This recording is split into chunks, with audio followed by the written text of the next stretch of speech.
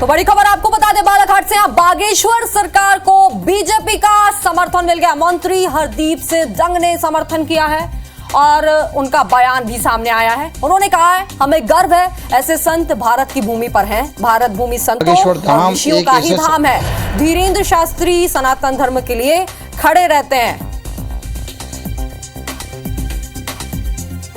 तो क्या कुछ कहा उन्होंने, आपको सुनाते हैं।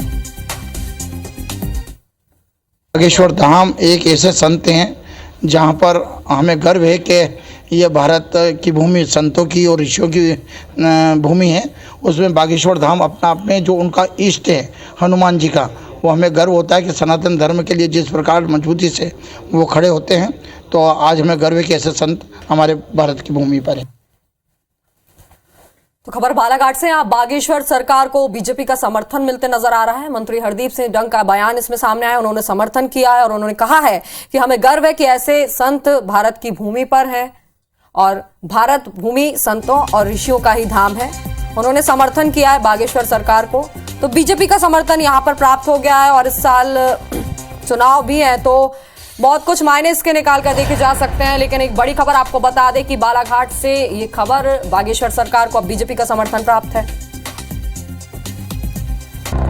देखते हैं कुछ और खबरें। राजधानी रायपुर के गुड़ियारी में पंडित धीरेन्द्र कृष्ण शास्त्री ने मुस्लिम महिला सुल्ताना बेगम का नामकरण किया।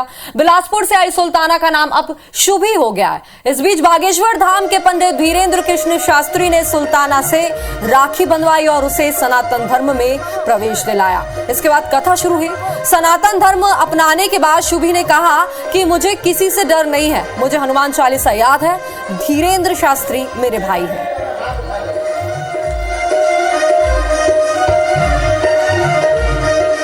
बहुत लोगों ने मुझे जात पात और अकेली है फायदा उठाने की बहुत कोशिश की मेरी, कि ऐसी होगी वैसी होगी, इसके माँ बाप नहीं है, गंदी होगी, कुलक्षणी होगी, चरित्रहीन होगी। तो बहुत तरह से मेरे ऊपर लांछन लगे। बहुत लोगों ने मेरे को गलत आरोप लगा के मेरे काम से छुड़वा दिया।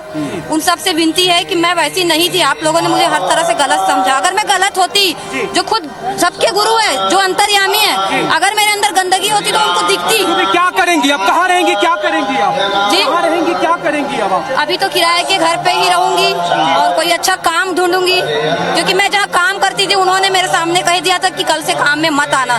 आज मेरी ड्यूटी थी, काम था, जहाँ भी था वो मैं नहीं बताऊंगी। यहाँ किसी आश्रम में जाएंगे? नहीं, अभी मैं अपना काम ढूंढूंगी। परिवार वालों से बात हुई है कल से कुछ? नहीं, अभी कोई बात नहीं, अभी कोई बात नहीं। उन्होंने कुछ कहा है अभी कुछ नहीं कहा। सुबह कोई डर तो नहीं है कि कोई आप पे हमला करेगा जो आपने धर्म छोड़ा है? किसी कोई आपको? मैं पूजा पाठ अच्छे से करती हूँ।